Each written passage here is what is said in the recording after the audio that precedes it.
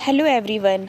आज एक ऐसी स्टोरी बताने जा रही हूँ जिससे अगर आप बिज़नेस में नए हो तब भी आपको बिज़नेस की काफ़ी हद तक समझ आ जाएगी।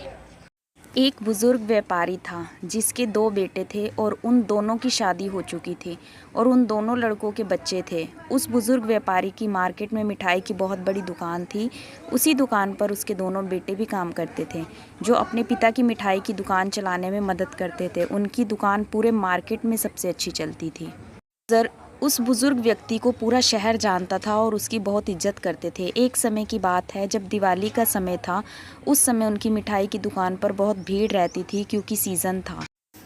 उनकी दुकान पर एक व्यक्ति आता और उनसे मिठाई खरीदता लेता और जाने लगता। तो वह बुज़ुर्ग व्यक्ति उस व्यक्ति से कहता, साहब मिठाई के 500 रुपये तो दे दीजिए। व्यक्ति, पैसे तो दे दिए हैं, और कितने पैसे चाहिए? बुज़ुर्ग व्यक्ति, साहब अभी आपने पैसे नहीं दिए। व्यक्ति, अरे बूढ़े पागल हो गया है क्या, तुझे पैसे तो दिए।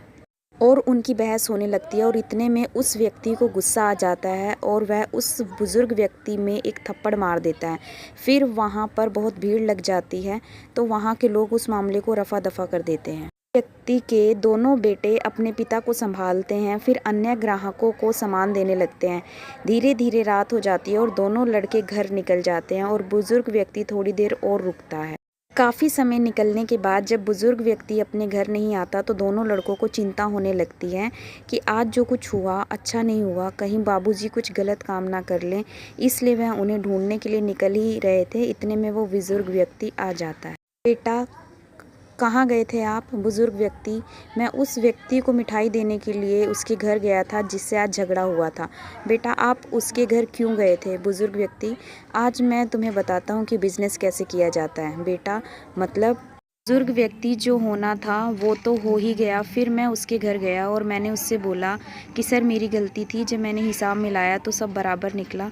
फिर मैंने उसे मिठाई दी और मैं वापस आ गया। बेटा, एक तो उसने मिठाई के पैसे भी नहीं दिए और आप उससे घर जाकर माफ़ी मांग रहे हैं।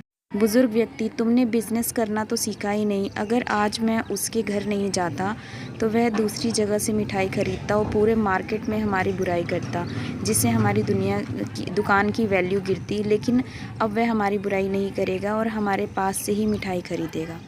बेटा, लेकिन हमारा जो नुकसान हुआ उसका क्या? बुज़ुर्ग व्यक्ति, उसको जो करना था उसने किया, लेकिन अब धीरे धीरे उससे पैसे कैसे निकलवाना है ये तो मुझे पता है। अब वो आएगा तो हमारे ही पास। इसे कहते हैं व्यापारी। चाहे कितनी ही बड़ी समस्या क्यों ना खड़ी हो जाए, लेकिन एक व्यापारी हमेशा अपने फ़ायदा ही देखता है। सबसे ज़्यादा जो अहम है उसके बारे में सोचना चाहिए।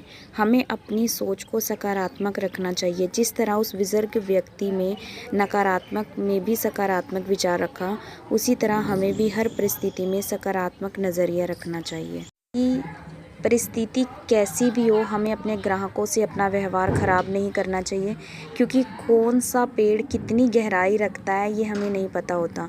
इसलिए अपने ग्राहक के साथ अच्छा व्यवहार होना चाहिए। बिज़नेस करने के लिए आपको सबसे ज़्यादा ज़रूरी है लोक व्यवहार। उसमें आपको महारत हासिल करनी होगी ताकि आपका बिज़नेस किसी भी परिस्थिति में बंद ना हो।